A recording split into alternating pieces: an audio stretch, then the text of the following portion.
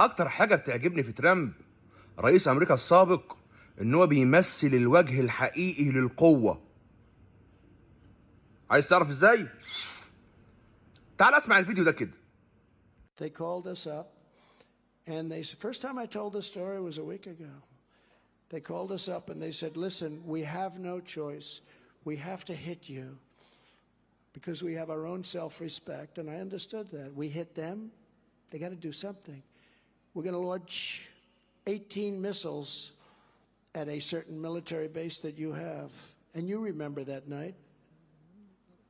Interesting night. I was the only one that wasn't nervous because I knew what was going to happen. They told us that don't be concerned. We're going to launch 18 missiles at your military base, but none of them will hit the base. These are very accurate missiles. These are missiles that essentially never miss. They're very reliable, very accurate.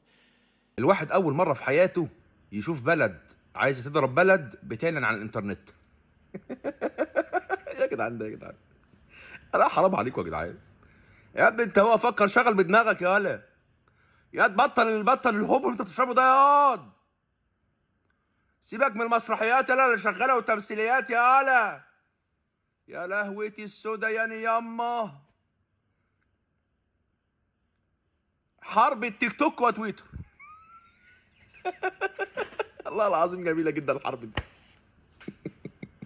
المسيرات انضربت يا كينج، ده ضربوها كينج. يا ده هتوصل 3 الصبح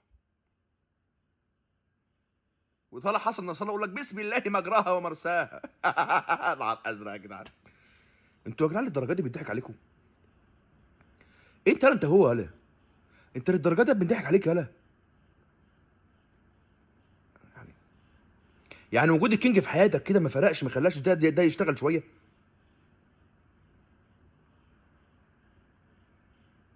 ما انت تقريبا كده انا فاقد الامل فيك يا ولا.